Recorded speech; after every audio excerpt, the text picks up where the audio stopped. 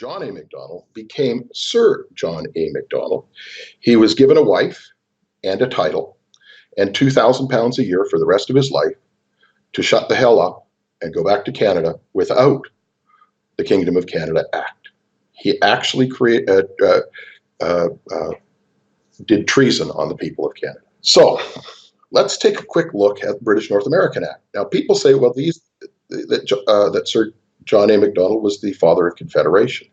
But when you look at the Act itself, you can see that as we scroll down into the Act itself, into Section 2, it talks about the Union, Declaration of the Union in Section 2, Part 3. It shall be lawful for the Queen, by and with the advice of Her Majesty's most honourable Privy Council, to declare by proclamation that on and after a day therein appointed, not being more than 6 months after the passing of this Act, the provinces of Canada, Nova Scotia, and New Brunswick shall be one Dominion under the name of Canada. And on and after that day, those three provinces shall form and be one Dominion under the name accordingly.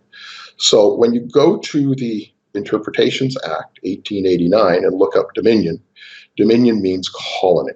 So when we look at this again and we say shall form one colony under the name of Canada, those three provinces shall form and be one colony under the name accordingly. So what did the Union create? Certainly not a confederation. It created a colony for the British Empire. Now I'm going to step back in time a little bit to 1893 because I want you to understand what's really going on here. In 1893, they had a law that was created called the Statutes Law Revision Act. And it repealed 10 things within the British North American Act. The first thing it repealed was the enacting clause. It took that out, removed it. And the enacting clause is very simple. It says, be it therefore enacted and declared by the Queen's most excellent majesty, by and with the advice and consent of her Lord Spiritual and Temporal Commons, in this present Parliament assembled, and by the authority of the same, as follows. Now that was repealed. It was taken away. And there's a reason for it, and I'll get to that in just a few minutes. Section 2 was also repealed.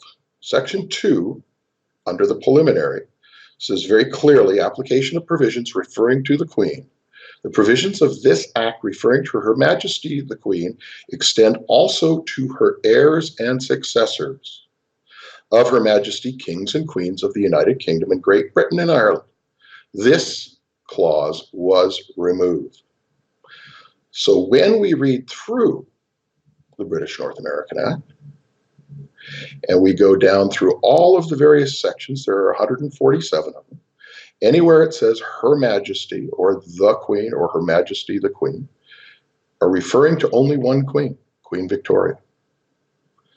In 1901, on January 22nd, Queen Victoria died. And upon her death, this act died with her. Now you'd think, well, why would she do that? Well, you have to remember that back in her time, she had an illegitimate son born out of wedlock. And that young son had grown into quite a man, and she was getting elder in her years. And she thought that he might make a run at the throne and cause problems. So she had this removed so that what would happen, including the enacting clause, so what would happen upon her death, they would have to go back to Parliament after they sat a new monarch and do a new British North American Act. In other words, take and rewrite the British North American Act because it had no enacting clause. It couldn't be reenacted. So they had to rewrite the entire British North American Act and then go through the same process of putting it through the court and chancery and having it issued to the Governor General at the Court of St. James with the new monarch. The problem is that they knew at this time that the dominions, which would be not just Canada, but the dominions across the British Empire all wanted to be free. And they knew they could never get this reenacted. So what they did, they pretended like nothing happened.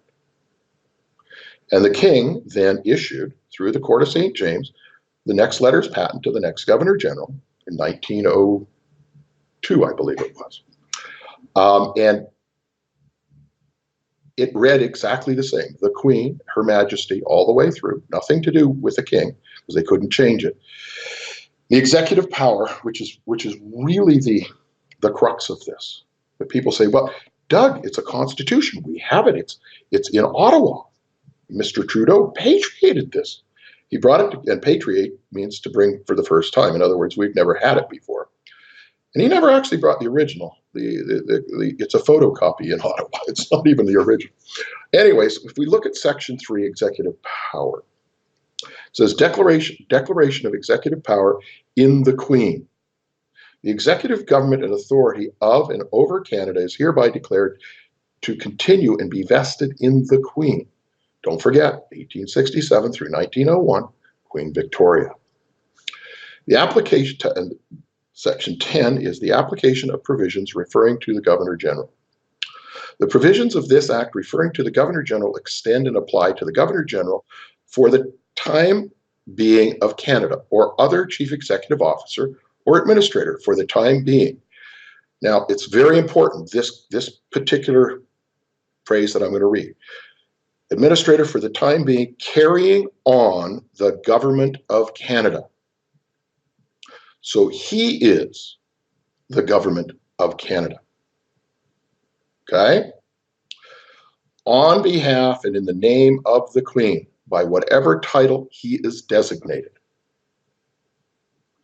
Now let that sink in for a minute there. Critical when you think about this. Okay. The provisions of this Act referring to the Governor General extend and apply to the Governor General for the time being of Canada, or other Chief Executive Officer or Administrator for the time being, carrying on the government of Canada. So, let's look at that. Carrying on the government of Canada, what does that mean? It means one thing. He is the government of Canada, period. And we can actually solidify that in Section 12. All powers under acts to be exercised by the Governor General with advice of Privy Council or alone by himself. Doesn't need the Privy Council. He created the Parliament of Canada. He created the Government of Canada. It's his, and he can work with it with the advice of the Privy Council or simply by himself. So once again, I ask, what did this constitute? How did this confederate anything? It created a dictatorship, and that's all it created. And once again, it says I'll read this because it's very interesting. All powers, authorities, and functions which, under any Act of Parliament of Great Britain, or the Parliament of the United Kingdom of Great Britain and Ireland, or the Legislature of Upper Canada, Lower Canada, Canada, Nova Scotia, or New Brunswick, are at the Union vested in or exercisable by the respective governors or lieutenant governors of these provinces with the advice and consent of the respective executive councils, therefore, or in conjunction with those councils, or with any number of members thereof, or by those governors or lieutenant governors individually, shall, as far as the same continue in existence and capable of being exercised after the Union in relation to the Government of Canada, be vested and exercisable by the Governor General, with the advice and consent, or in conjunction with the Queen's Privy Council for Canada, or any members thereof, or by the Governor General individually, as the case requires. Nevertheless, except with respect, such exist under the Acts of Parliament of Great Britain or the Parliament of the United Kingdom, Great Britain and Ireland, to be abolished or altered by the Parliament of Canada. So, very interesting. When you read this through the way I just did, he has all of these other things, but the tagline there is the Governor General individually. Once again, dictatorship. Not a confederation, and definitely not a constitution, as they may claim that this is. Now, people, I suggest that you go on and you go onto the Mythos Canada website and download the British North American Act that we have in a PDF file on the timeline, and read it for yourself and go through it and say, okay, anytime you see the word the Queen or Her Majesty, the Queen, remember in the back of your brain that this is not Queen Elizabeth, this is Queen Victoria, and ask yourself, how does this apply to us? And I'll tell you, once you understand it, you go, wait a minute, it doesn't. So I'm going to move on from the British North American Act, and we're going to step off into 1901 after January 22nd. Now I explained why she did this, but they didn't, and they knew that there was going to be a problem. So as far as in 1901, the British North American Act died. It became a dead document. Why? Because the executive power remains in Queen Victoria.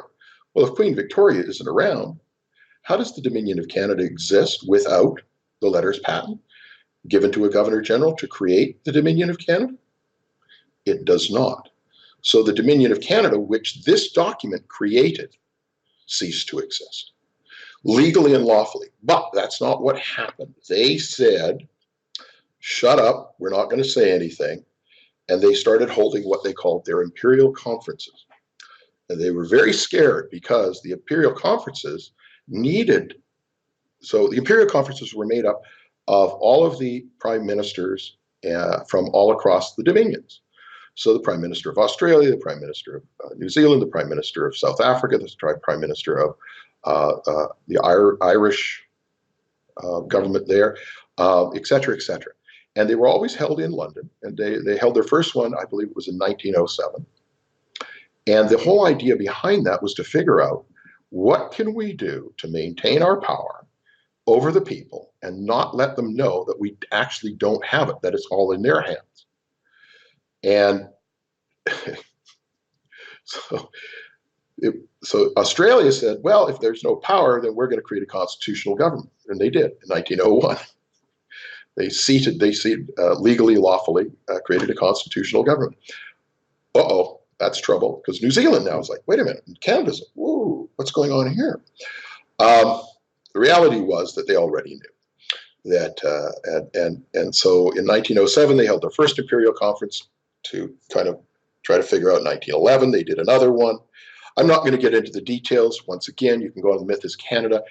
On the timeline, you can download each of the imperial conferences and read them for yourselves as to what went on at the imperial conferences. What I want to do is take you to 1923, because Canada decided that they were going to go do a treaty outside the purview of the British Empire. And they did. They signed a Halibut Treaty in 1923 with the United States. And the UK went, oh, you can't do that. But we did. What are you going to do about it? And they said, well, nothing, because you're free to do that. Uh-oh. The dam is starting to leak. The information is starting to get out. But in 1926, they did a secret imperial conference. This one was not publicized at all. And there was a gentleman by the name of Russell Rogers Smith in 1926, in September, who held a meeting called the Native Sons of Canada meeting. And they created the minutes that he gave to his friend, Mackenzie King, in October. And Mackenzie King took them to the secret imperial conference. And the secret imperial conference incorporated them into the document that was created at that conference, along with a couple of other things, that is called the Balfour Declaration, 1926. And it's the same Lord Balfour that did the Balfour Declaration, 1918, for Israel. Same guy. So in 1926, he created the Balfour Declaration, 1926.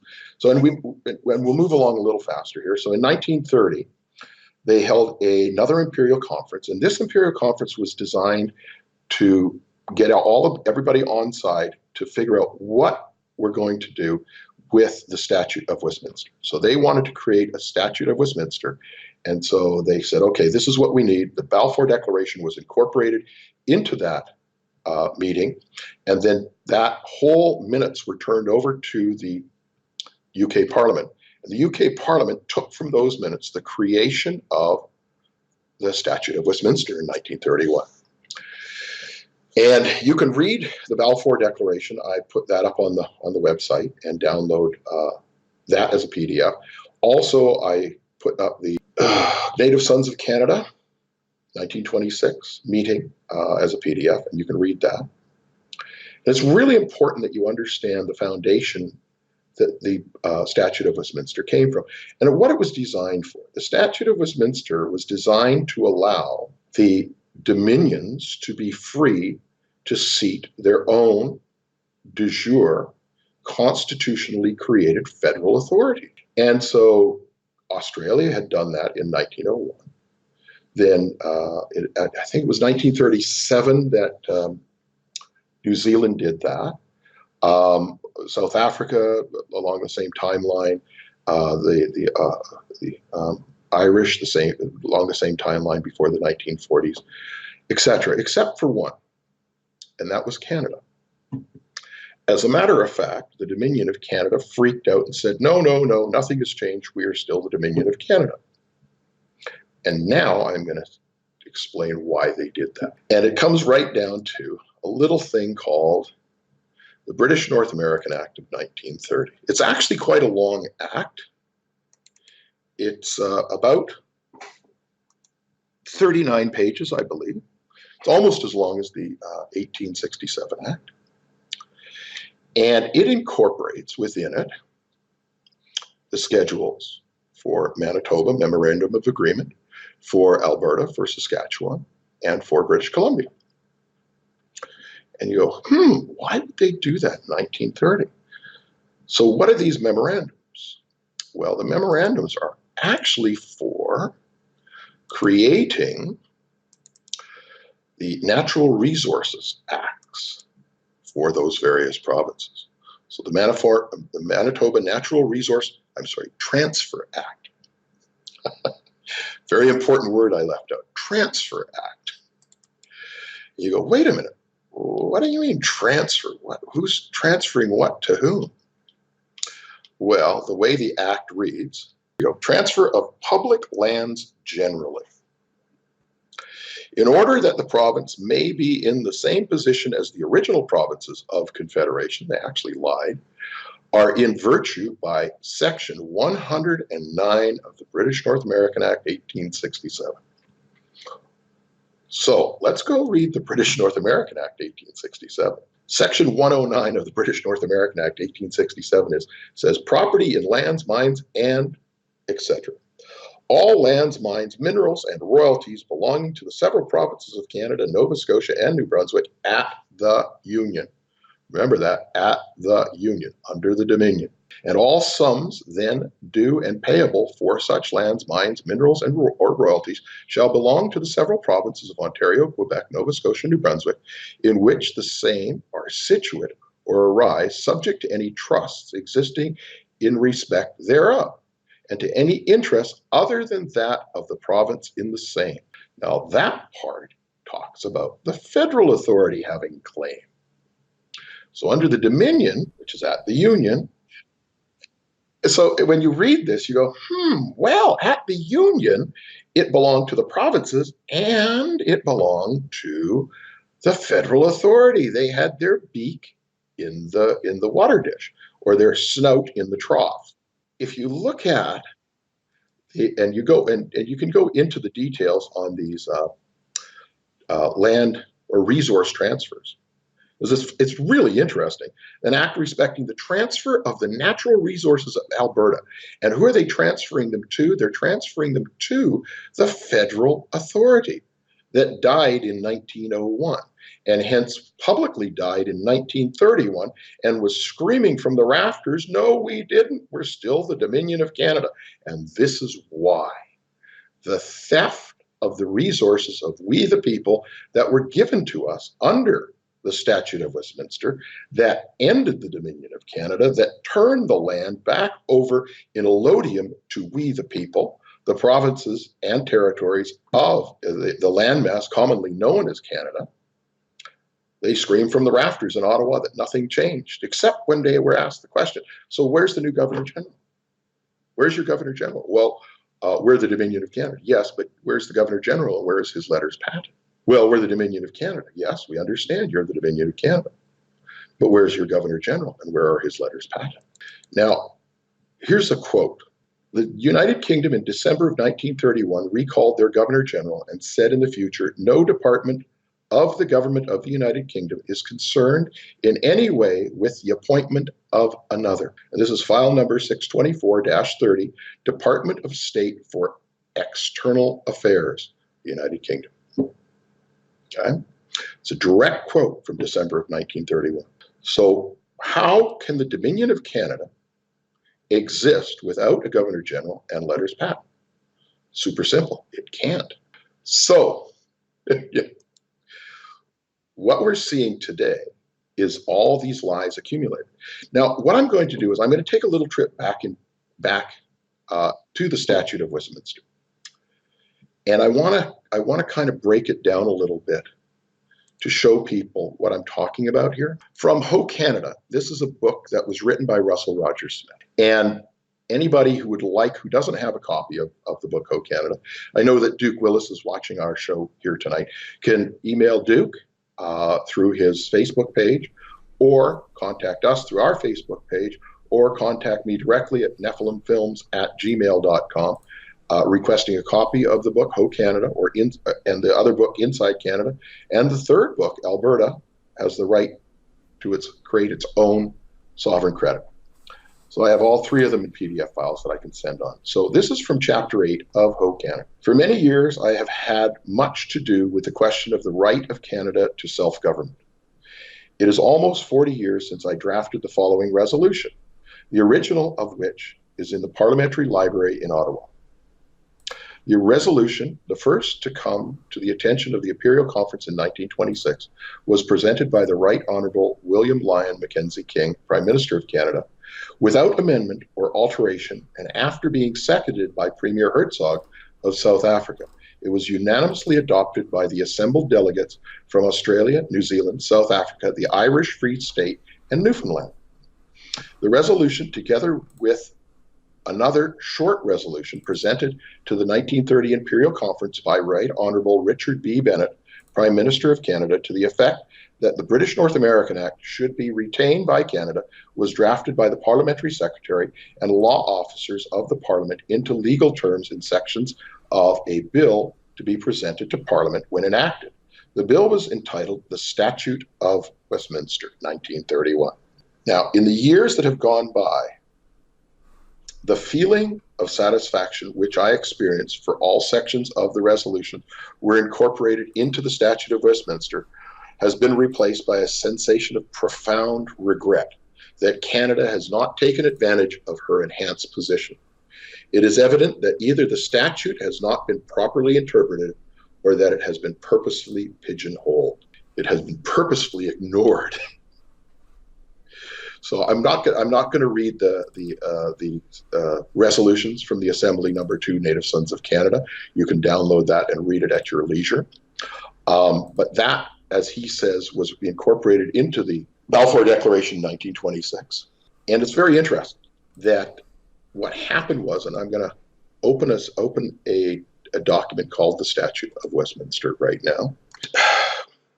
Russell Rogers Smith was interviewed by a gentleman by the name of George Barr. He was King's Counsel to the Government of Canada in 1947.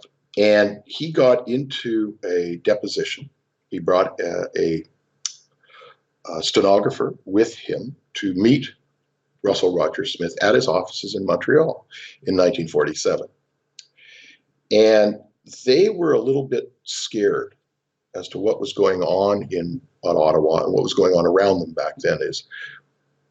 Were the people starting to catch on? And if the people actually figured out what was going on, how bad could it be for them?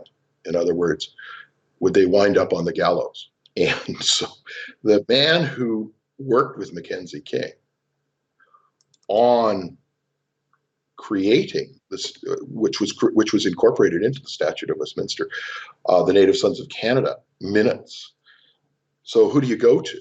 Well, you go to the horse's mouth, and that's who Russell Rogers Smith was, the horse's mouth, because it was his stuff that was incorporated into the Statute of Westminster that allowed Canada to be free and confederate. Provincial Cabinet says, Mr. Barr, The function and jurisdiction within the sphere of competence under the British North American Act is particularly the same as that of the Dominion Cabinet within its sphere of competence.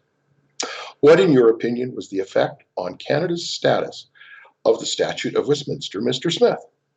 Mr. Smith responds, the Statute of Westminster has altered the status of each and every province of Canada. Section 11 of the Statute of Westminster raises each province of Canada from a position of a colony to that of a sovereign state. And Section 11 reads, the meaning of colony in future acts, notwithstanding anything in the Interpretations Act 1889, the expression colony shall not, in any act of Parliament of the United Kingdom passed after the commencement of this act, include a dominion or any province or state forming part of a dominion. And Smith goes on, as there is no immediate status between that of a colony and a sovereign state, any province of Canada is no longer a colony. They must of necessity be sovereign states, as they came within the requirements set for that in Section 11. Mr. Barr says, well, you are aware, of course, Mr. Smith, that under Section 7, subsection 1, the benefit of the Statute of Westminster, insofar as the Dominion itself is concerned, is withheld. That is, the provisions of Section 2 in regard to the Colonial Laws Validity Act do not apply to the Statute of Westminster, do not apply to the British North American Act. Consequently, the Dominion of Canada cannot repeal or amend any portion of that act. Is it not fair to say that insofar as the Dominion is concerned, the Statute of Westminster left us in exactly the same position as we were before that insofar as the Dominion Parliament is concerned? So you can see there in 1947, they're still screaming from their rafters, nothing changed, we are still the Dominion. And then Mr. Smith says, the answer is no. The British North American Act is a statute of the Imperial Parliament creating an ancillary body to aid and advise the Governor General. It could only be effective if there is a duly appointed Governor General for Canada. As no person receives any credentials from the Crown and Chancery to act as Governor General of Canada, we may, if we choose, disregard the British North American Act. As Section 7, paragraph 2, grants to each province individually those powers which were granted to the Commonwealth of Australia, the Union of South Africa, the Irish Free State, New Zealand and Newfoundland, the provinces of Canada can either assert themselves as sovereign states or they may mutually agree to create a union of provinces, a federal government. So people, you really want to see what happened here. You look at the Statute of Westminster, and by the way, I have this in a PDF file as well that you can also email and ask for with the Ho Canada book. I give this out freely at no charge to anybody. If you feel that you want to do something, you can donate to us. We're looking at that. We have a donate page. You can see from just this reading here, and I'll go on here in a minute, that Canada was, the provinces were free and the territories were free to federate or confederate or create a constitutional convention and seat a de jure federal government. But the federal government did not want that to happen. And it comes right back to Section 109. Because the second that they would have stepped away and said, please confederate or federate a federal authority, all of their power, all of their wealth was gone in a microsecond. All of this work they did from 1901 to 1930 with the British North American Act, co-opting the resources in the western provinces. And now if you look at Alberta, Saskatchewan, Manitoba, and British Columbia, how wealthy they are compared to the rest of Canada. No kidding, they don't want to give that stuff up, because at the end of the day, if they can control the food that you put in your mouth, do you think you're going to be eating steak every day? So let me continue. So Mr. Barr goes on to say, what, if any, difference is there in respect to the appointment of the Governor General in Canada since the passing of the Statute of Westminster? And Smith says, in answering your question, I may say without fear of contradiction that since the enactment of the Statute of Westminster, no Governor General has been dispatched to Canada by the British government. And you can see where I read that little quote from the British government, from External Affairs, that he is absolutely correct. It's an interesting bit of a timeline here that I'm going to incorporate here. By way of preliminary to answering this question, the following statement is illuminating. The debate on the Quebec resolutions, October 10th, 1864, in the legislature of Upper and Lower Canada ended by ratification March 13th, 1865. I know I'm reading these dates rather quickly, but it's okay. You can connect the dots. Immediately, the Imperial Parliament countered the move by, now the Imperial Parliament is the British Empire's Parliament, countered the move by enacting the Colonial Laws Validity Act, June 29th, 1865, to show the colonists that it was they and not the colonial legislature that had the power to govern. Revising the draft and briefing the Quebec resolutions in the form of a bill called the Kingdom of Canada Bill, John A. Macdonald and the delegates from Canada, Nova Scotia, and New Brunswick presented these to Earl of Carnarvon. Remember my once upon a time at the beginning here. So this is just further, and he was Secretary of the Colonies, December 26, 1866. Instead of bluntly refusing, the Earl of Carnarvon delegated Lord Thring, Parliamentary Secretary to the Treasury, to draft a bill to conform as much as possible to the Kingdom of Canada draft, but to nullify its purpose by not distributing it in any particular, the authority of the Governor General to act as a dictator. John A. Macdonald got a wife, a title, and a membership in Her Majesty's Imperial Privy Council, and Canada got the British North American Act letters pat. We got the shaft, and he got the money. So, Barr says, under these circumstances, Mr. Smith, what would you recommend be the Canadian to the Canadian people in order to remove the anomaly and establish a government that would be sovereign authority, that would have sovereign authority?